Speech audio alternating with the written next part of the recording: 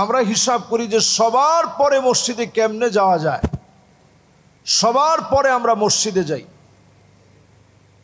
Football খেলায় আমরা যাই আগে, এমনকি যদি কোথাও কোনো অনুষ্ঠান হয় আমরা যাই আগে, বিবাহ শাদীতে খাবার খেতে আমরা যাই আগে, সব অনুষ্ঠানে আমরা থাকি আগে। শুধুমাত্র যে জায়গায় সমস্ত দোয়ার খুলে রহমত নাজিল করা হয়, এরকম কাঙ্ক্ষিত একটা দোয়ার মজলিসে আমরা আসি সবার পরে। ঠিক কিনা বলেন? পারলে ওযু করতে করতে 1 রাকাত ছুটে যায়, 2 রাকাত ছুটে যায়, তারপরে মসজিদে আসে। আজকে একজন সাহাবীর কথা শোনাই। সাহাবীর নাম ছিল সাদ বিন মুআদ। বলেন সাহাবীর নাম কি? মোটামুটি অনেকের এই সাহাবীর নাম মুখস্থ আছে। সাদ বিন মুআদ রাদিয়াল্লাহু তাআলা আনহু 30 বছর বয়সে কালেমা পড়লেন, মুসলমান হলেন।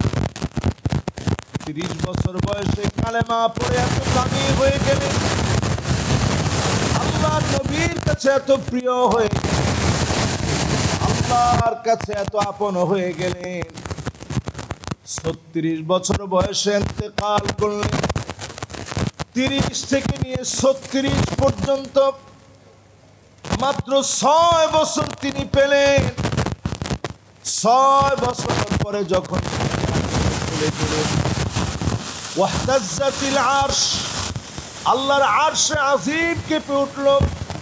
সাদ বিন মুআজের জন্য আল্লাহর আরশে আজিম মায়ায় কেঁপে উঠল। আল্লাহ পাক আকাশের দরজাগুলো খুলে দিয়ে সাদ বিন মুআজের জন্য অজর ধারায় রহমত নাজিল করলেন। এই দৃশ্য নবীজি যখন দেখলেন, সাদ বিন মুআজকে গোসল করানোর জন্য আল্লাহর হাবিব এত দ্রুত যাচ্ছিলেন, সাহাবায়ে কেরামের জুতার ফিতা ছিঁড়ে যাচ্ছে। সাহাবায়ে কেরাম আরজ করলেন, ওগো নবীজি, কারো ক্ষেত্রে এত তাড়াহুড়া করেন নাই, এত তাড়াহুড়া করে কেন যাচ্ছেন? নবীজি জানায়া দিলেন, আমার সাদ আল্লাহর কাছে এত দামি হয়ে গেছে, আমার মনে হচ্ছে হানজালার মতো করে ফেরেশতারা গোসল করায় দিবে, তার আগে পৌঁছায় আমি নবী নিজ হাতে সাদকে গোসল করায় দিব।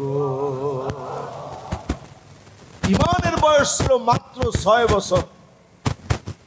নবীজি নিজে দৌড়ায় যাচ্ছেন, আমার সাদরে আমি একটুখানি গোসল করায় দিব, আমার নিজ হাতে আদর করে গোসলটা করায় দিব। নবীজি সাল্লাল্লাহু আলাইহি সাল্লাম হাজির হলেন সাহাবায়ে কেরামদেরকে নিয়ে, নিজে নিজে গোসল করায় দিলেন। সাদ বিন মুআজ কালেমা পড়ার পরে মাত্র 6 বছর পেয়েছিলেন, কিন্তু কোরআন আর সুন্নাহ এমন ভাবে আঁকড়ে ধরলেন, আল্লাহ পাক 70,000 ফেরেশতা সাদ বিন মুআজের জানাজার মধ্যে হাজির করায়া দিলে। আল্লাহর নবী সোজা করে পা ফেলতে পারে না, এত পরিমাণ ফেরেশতা হাজির হয়ে গেছে। এত দাম আল্লাহ পাক সাদ বিন মুআজকে দিলেন। নবীজি নিজে সাদ বিন মুআজের জানাজার নামাজ পড়ায়া দিলেন। জানাজার নামাজের পরে নবীজি নিজে কবরস্থ করলেন। আল্লাহর নবীকে মাঝে মাঝে আল্লাহ পাক কবরের দৃশ্য দেখায়া দিতেন, কবরের ভিতরের হাল দেখায়া দিতেন। সাদ বিন মুআদের কবরের ভিতরের দৃশ্য যখন দেখায়া দিলেন, নবীজি দেখতে পেলেন চতুর্দিক থেকে মাটিগুলা সাদ বিন মুআজের দেহের দিকে আসতেছে।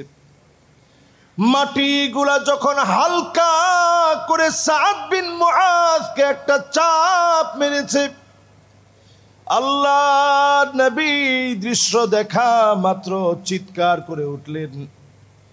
2টা চোখ দিয়ে অঝোর ধারায় নবীজির পানি গড়ায় গড়ায় পড়ছে, গাল মুবারক ভিজে গিয়েছে। হাত্তা বাল্লাল আরদ, জমিনের ভিতরে নবীজির চোখের পানি গড়ায় গড়ায় পড়ছে। আল্লাহ নবী বেদনা বিদুর হৃদয় নিয়ে সাদ বিন মুআজের জন্য মায়ায় সিক্ত হয়ে নবীজি বললেন, আল্লাহু আকবার, সুবহানাল্লাহ।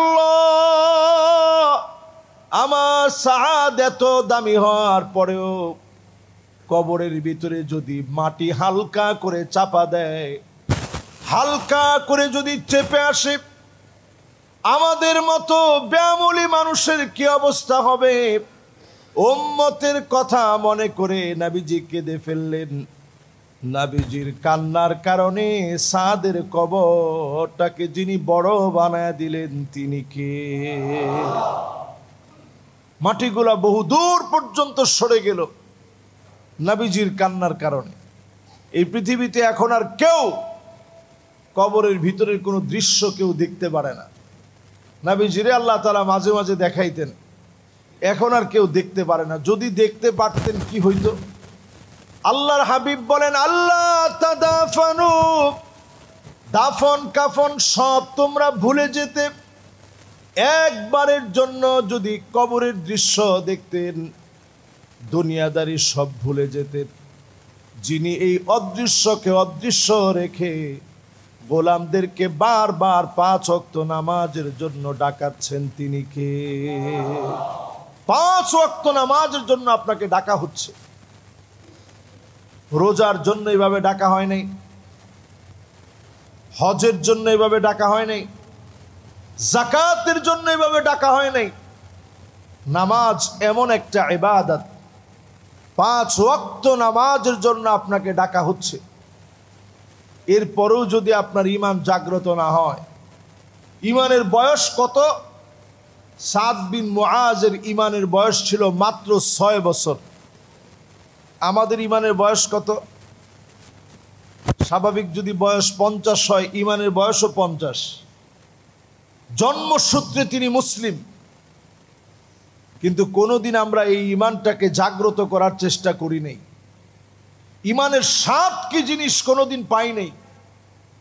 ঈমানের স্বাদ পাওয়া যায় যদি সুন্দর করে ওযুটা বানায় নামাজের দিকে আসেন।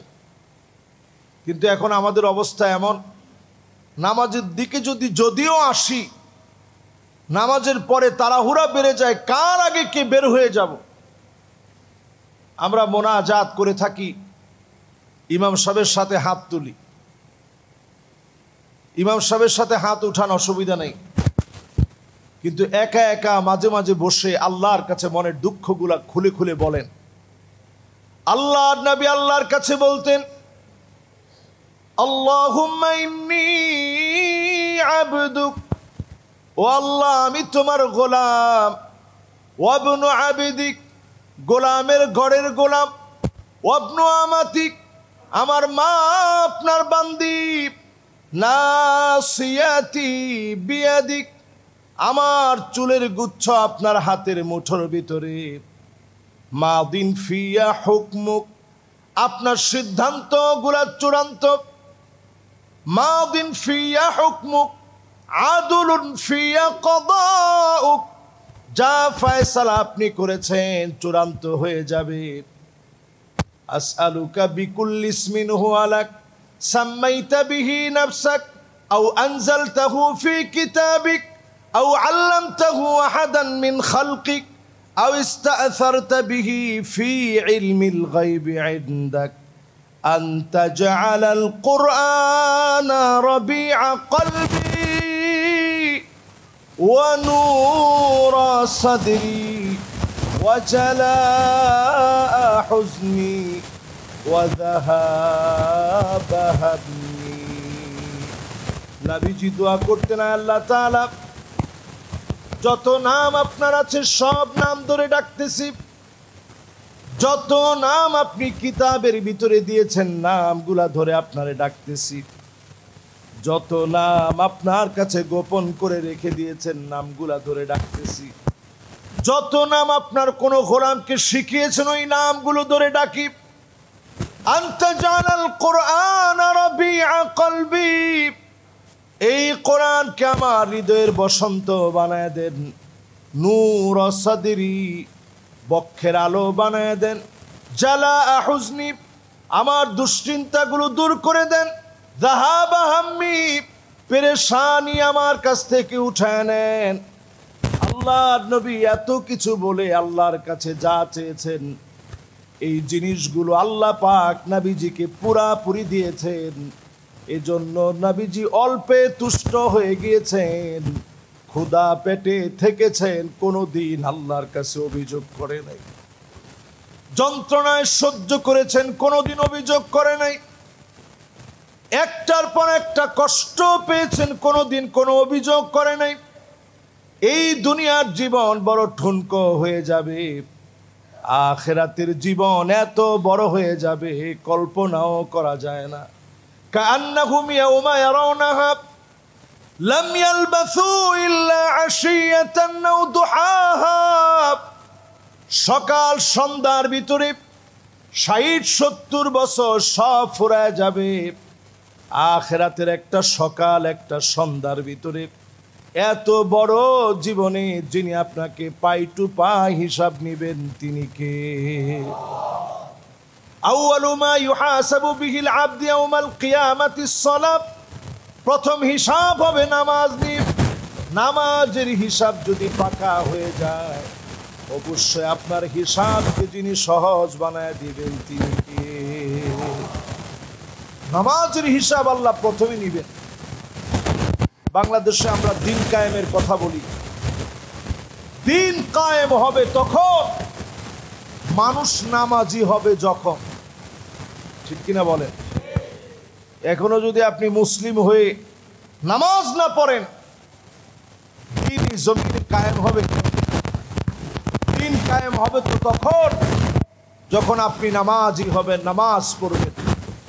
একটা জনগোষ্ঠী যখন নামাজি হবে আল্লাহ পাক ওই জনগোষ্ঠীকে দিয়ে আল্লাহ তাআলা খেদমত করাবেন। গোটা জাতির পরিবর্তন আসবে, সংস্কার আসবে।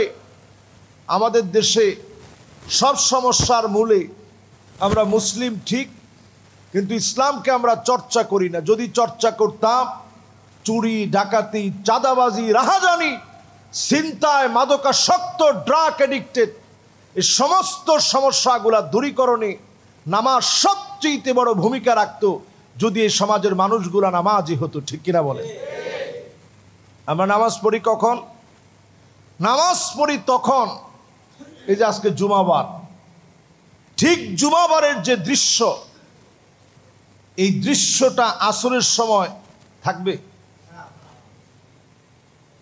অনেকে মনে মনে চিন্তা করতেছেন, হুজুর আসরের সময় তো অনেকের বিবাহের দাওয়াত আছে, উনি বিবাহের জন্য দাওয়াত খাওয়ার জন্য চলে যাবেন, উনি আসবেন কেমনে?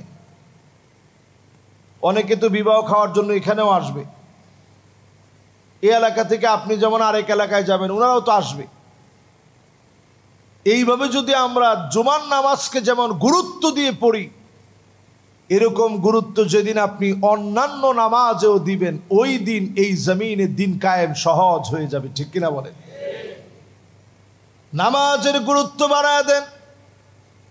নবীজি আমার নামাজের ব্যাপারে এমন ছিলেন, আম্মা জান আয়েশা বলেন, নামাজের সময় যখন হয়ে যেত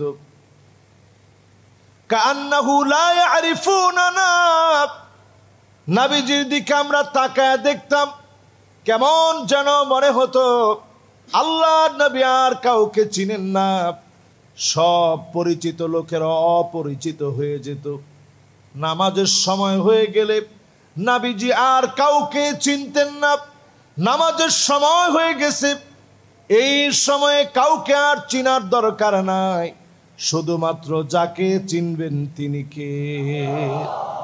সব বাদ দিয়ে নামাজের দিকে যদি আপনি দৌড়ে আসতে পারেন, আপনি ইমানের স্বাদ পাবেন। ওই লোকটাকে দিয়েই দিনের পরিবর্তন হবে। যদি আমরা নামাজের দিকে দৌড়ে আসতে পারি, সব ভুলে গিয়ে পরিবার পরিজন আত্মীয় স্বজন ব্যবসা বাণিজ্য যায় ঝামেলা সব বাদ দিয়ে আপনি যদি নামাজকে আদর করে মহব্বত করে প্রায়োরিটি দিয়ে যদি সবার আগে রাখতে পারেন, ওই মানুষটাকে দিয়েই দিনের সবচেয়ে বড় কাজ হবে। এই পৃথিবীতে আজকে আমরা 200 কোটির কাছাকাছি মুসলিম। কিন্তু তেমন কোনো উন্নয়ন আমাদের নাই, ইমানি উন্নয়ন না থাকার কারণে। সাহাবায়ে কেরামের মধ্যে এত বড় সংখ্যা ছিল না, শুধু নামাজের স্পিরিটের কারণে আল্লাহ তাআলা বহু যুদ্ধের ভিতরে বিজয় দান করেছেন। বলেন আল্লাহু আকবার। এর মধ্যে একটা যুদ্ধের নাম ছিল ইয়ারমুকের যুদ্ধ। মুসলমান সেনাবাহিনীর সদস্যবৃন্দ ছিল ৩৬,০০০। এটা মুসলমানদের ভিতরে বিরাট সংখ্যা। ৩৬,০০০ সংখ্যা নিয়ে খালিদ বিন ওয়ালিদের নেতৃত্বে যখন তিনি বের হয়ে গেলেন, ৩৬,০০০ সাহাবায়ে কেরাম তাবেঈদেরকে নিয়ে তিনি বের হলেন। ইয়ারমুকের প্রান্তে ৩৬,০০০ সাহাবায়ে কেরাম যখন বের হয়েছেন, লম্বা সফর মদিনাতুল মুনাওয়ারা থেকে বর্তমান জর্ডানের ইয়ারমুক, ফিলিস্তিন জর্ডানের একেবারে বর্ডার কেন্দ্রিক জায়গা, ওই জায়গায় লড়াই হবে। খালিদ বিন ওয়ালিদ রোমক সম্রাটের কাছে চিঠি পাঠাইলেন, আসলিম তাসলাম, ইসলাম গ্রহণ করেন আপনি শান্তি পাবেন। এতটুকুন বিষয় লিখে যখন পাঠায় দিলেন, খালিদ বিন ওয়ালিদের এই চিঠি পাওয়া মাত্র বুঝে ফেলছে ইসলাম গ্রহণ করলে আমার আর ক্ষমতা থাকা হবে, ক্ষমতার জারিজুরি সব শেষ হয়ে যাবে, সব বিলীন হয়ে যাবে। সে এইটা বুঝা খালিদ বিন ওয়ালিদের বিপরীতে 2,40,000 সৈন্যবাহিনী রেডি করছে। মুসলমান ছিল ৩৬,০০০, বিপরীতে তারা ছিল 2,40,000। তাহলে সংখ্যায় বেশি কারা, তারা না আমরা? কত বেশি? 2,04,000 সৈন্যবাহিনী বেশি হওয়ার পরেও বর্তমান চীন, তদানীন্তন চীনে যখন ছিল, তাদের কাছে একটা চিঠি লিখছে যে বিরাট মুসলমানদের একটা সংখ্যা ৩৬,০০০, এরা আমাদের দিকে আসতেছে, আক্রমণ করবে। চীনের কাছে চিঠি লেখা হইল যে তোমরা কিছু সৈন্যবাহিনী পাঠাও। এই চিঠি যখন চীনের সম্রাট পেয়েছে, তিনি উল্টা চিঠি লিখে জানাইছে, উনি কিন্তু মুসলমান না, তারপরও সে চিঠি লিখে জানাইছে ইন্না কাউমান লাউ আরাদু আইয়াখলা আল জাবাল লাখালাউ, মুসলমান এমন এক জাতি, এরা যদি পাহাড়ের দিকে তাকায় বলে পাহাড় তুমি সরে যাও, এক কথায় পাহাড় সরে যাবে। আল্লাহু আকবার। একটু চিন্তা করতে পারেন ইমানি হিম্মত কি জিনিস। লোকটা মুসলমানই হয় নাই, কিন্তু তার মন মেজাজ বলছে মুসলমানের যে ঈমান, এই ঈমান দিয়ে যদি তারা পাহাড়কে বলে সর, পাহাড় সরে যাবে। আচ্ছা, যেই লোকটা আগেই ভয় পাচ্ছিল মুসলমানদের ৩৬,০০০ সৈন্যবাহিনীকে, এই কথা বলার পরে ভয় বাড়ছে না কমছে? এবার খালিদ বিন ওয়ালিদ লম্বা পথ পরিক্রমা সফর করে এসে খাবার নাই দাবার নাই, পেট পিঠের সঙ্গে লেগে গেছে। খালিদ বিন ওয়ালিদ বক্তব্য দিয়ে বললেন, লা মালজা ওয়ালা মানজা মিনকা ইল্লা ইলাইক, মালিক আজকে আপনার কাছে ছাড়া যাওয়ার কোনো জায়গা নাই। আমরা মাত্র ৩৬,০০০, বিপরীতে সারা ওয়ার্ল্ডের সেই সময়ের সুপার পাওয়ার পরাশক্তি রোমকদের বিরুদ্ধে লড়াই করতে যাচ্ছি। আয় আল্লাহ, আমাদের কিছু নাই তুমি ছাড়া। আল্লাহ, তোমার দ্বীনের জন্য একজন একজন করে সবাই জীবন দিয়ে দিব, কিন্তু একটা লোক কাপুরুষের মতো কাফেরের ভয়ে পালায় যাব না। খালিদ বিন ওয়ালিদ যখন দৃঢ় প্রত্যয়ে বক্তব্য রাখলেন সেনাপতি হয়ে, এই বক্তব্য এমন ভাবে স্পিরিট দিল, এমন ভাবে পরিবর্তন এনে দিল, সবাই জীবন দেওয়ার জন্য ইয়ারমুকের প্রান্তে প্রস্তুত হয়ে গেলেন। ৩৬টা কাতার করা হলো, এক এক কাতারের ভিতরে ১,০০০ করে দাঁড় করানো হলো। রোমকরা তাকে মনে করতেছিল মুসলমানেরা ৩৬,০০০ না, লক্ষ লক্ষ মুসলমান কাতারে কাতারে দাঁড়ায় আছে।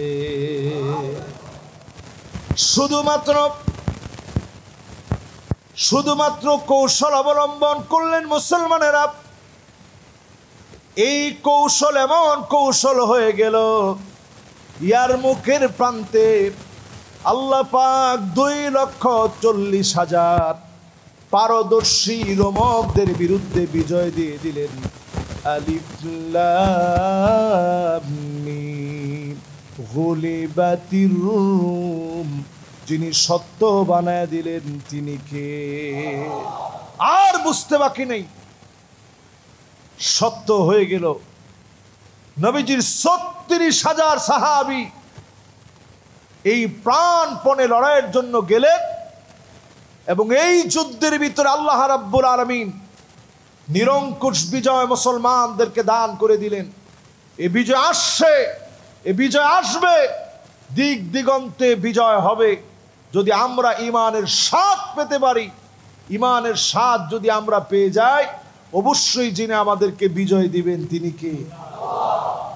তাহলে বিজয়ের অনন্য হাতিয়ার হবে নামাজ। নবীজি সাল্লাল্লাহু আলাইহি সাল্লাম জিহাদের ময়দানে গিয়েছেন। আপনারা যারা খন্দকে গেছেন, খন্দকে নামাজ পড়তে গেছেন না মদিনায় গিয়ে? অনেকে যারা খন্দকে নামাজ পড়তে গেছেন, সেখানে দেখবেন সাবউ মাসাজিদ, একটা দুইটা না, 7-7টা মসজিদ রয়েছে। এর উদ্দেশ্য হচ্ছে এক গ্রুপ নামাজ পড়বে, অন্য গ্রুপ পাহারা দিবে, অন্য গ্রুপ জিম্মাদার হয়ে যাবে, অন্য গ্রুপ দাঁড়ায় থাকবে। একটা মুসলমানের যেন নামাজ ছুটে না যায়।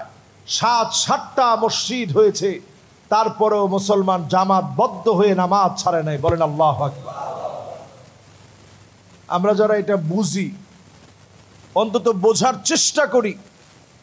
আমাদের উচিত, অনেকে তাহাজ্জুদ পড়েন, আলহামদুলিল্লাহ এখানে যারা আছেন অনেকে তাহাজ্জুদ পড়েন। আমি বলবো 1 বছর টানা আগে 5 ওয়াক্ত নামাজ জামাতের সাথে পড়েন, এরপরে তাহাজ্জুদ ধরেন। ইবাদতের এই ব্যালেন্সের কারণে ইবাদতের একটা স্বাদ আপনার ভিতরে আল্লাহ ঢুকায় দিবে। বলেন আল্লাহু আকবার। 1 বছর টানা জামাতের সাথে নামাজ পড়েন। যার এখনো জামাতে নামাজ ঠিক হয় নাই, আপনি অন্তত নামাজটা পড়ার চেষ্টা করেন, জামাতের দিকে আসেন, চেষ্টা করেন, দেখবেন ইবাদতের স্বাদ আপনার ভিতরে ঢুকতেছে। এই ইবাদতের স্বাদ এমন স্বাদ, নবীজি সাল্লাল্লাহু আলাইহি ওয়াসাল্লামের সাহাবায়ে কেরাম মসজিদের ভিতরে পড়ে থাকতেন।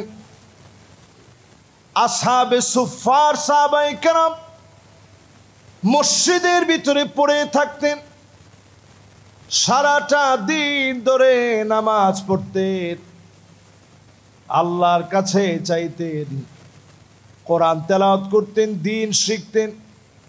দিনের এই নূর এমন ভাবে আল্লাহ তাআলা প্রথিত করে দিলেন, সব ছেড়ে নবীজির দরবারে পড়ে থাকতেন, শুধুমাত্র এই সময়ে আল্লাহকে ডাকতেন। মাঝে মাঝে নবীজির কাছে খাবার আসলে নবীজি দিতেন। ক্ষুধা পেট নিয়ে ক্ষুধার যন্ত্রণা সহ্য করে আল্লাহকে চিনার জন্য লেগে থাকতেন। এত কিছু যিনি আমাদেরকে দিয়েছেন, তারপরেও কয়জন লোক আল্লাহকে চিনতে পেরেছি, কয়জন লোক আল্লাহর সঙ্গে সম্পর্ক করতে পেরেছি, ডুকরে ডুকরে আল্লাহর জন্য কাঁদতে পেরেছি। আল্লাহর জন্য একটু কাঁদার চেষ্টা করেন, চক্ষুটা বন্ধ করে মুরাকাবার হালতে বসে বসে মাঝে মাঝে মসজিদে সময় কাটাবেন। দুটা চোখ বন্ধ করে নেয়ামতগুলা নিয়ে ভাববেন, অবশ্যই দেখবেন নামাজের প্রতি যিনি মনোযোগী বানায় দিবেন তিনি কে। আপনি কল্পনা করবেন আল্লাহ আপনার সবচেয়ে কাছে আছে। ওয়াসজুদ ওয়াক্তারিব, সেজদা দিলেই যিনি নিকটের হয়ে যান তিনি কে। স্বাভাবিক যদি আজকের এখানে একজন শিল্পপতি আসতো, যিনি মসজিদে ধরেন 10টা লাখ টাকা দিত, আমি খতিব সাহেব বলতাম যে সুবহানাল্লাহ, যিনি শিল্পপতি আসছেন অত্যন্ত অমায়িক ভালো মানুষ, হৃদয়টা অনেক বড়, মসজিদের জন্য সব সময় খেয়াল রাখেন। উনি আজকে এখানে আসছেন, আল্লাহ ওনারে কবুল করুক, হায়াত দারাজ করুক। এই কথাগুলো যে বলছি এটা হারাম হয় নাই, উনি শুনছে, ওনার মনটা ভালো লাগছে, দানের প্রতি উদ্বুদ্ধ হয়েছেন, তিনি হয়তো দান করলেন, দান করবেন, এইটাতে যেমন তিনি খুশি হয়েছেন। কয়দিন আপনি আল্লাহরে খুশি করার জন্য বলছেন যে আল্লাহ কত কিছু দিলেন, কত কিছু খাওয়াইলেন, কত মানুষের চাইতে আল্লাহ আপনি আমারে ভালো রাখলেন, আল্লাহ আমারে ছেলেও দিলেন, মেয়েও দিলেন। কতজনরে আপনি মেয়ে দিছেন, ছেলে দেন নাই, কতজনরে ছেলে দিছেন, মেয়ে দেন নাই। আল্লাহ আপনাদের সব দিছেন, বাড়ি দিছেন, গাড়ি দিছেন, সব আল্লাহ আপনি দিছেন। কয়দিন মুরাকাবার হালতে বসে এই কথা বলছেন। এত খাওয়ার পরে, এত নিয়ামত পাওয়ার পরে মুরাকাবার হালতে বসে বসে যদি বলতেন খুশি হয়ে যিনি আরো বেশি নিয়ামত দিতেন তিনি কে? অনেকে শুধু অভিযোগ করি যে আল্লাহ আমারে কিচ্ছু দেন নাই, আল্লাহ আমার তো কিছু নাই, শুধু অভিযোগ করি। অভিযোগ দায়ের না করে একটু আল্লাহর দিকে তাকায়া বলবেন আল্লাহ কি দিছেন। এই যে আমার শরীরটা সুস্থ রাখছেন, এইটার নিয়ামত আমি কেমনে শেষ করি। আমাদের পাশেই ইনসাফ বারাকা হসপিটাল, আমার সাথে গত জুমাতেও কয়েকজন দেখা করছে যে হুজুর আমার আব্বা অসুস্থ আছে, নামাজ পড়তে আসছে।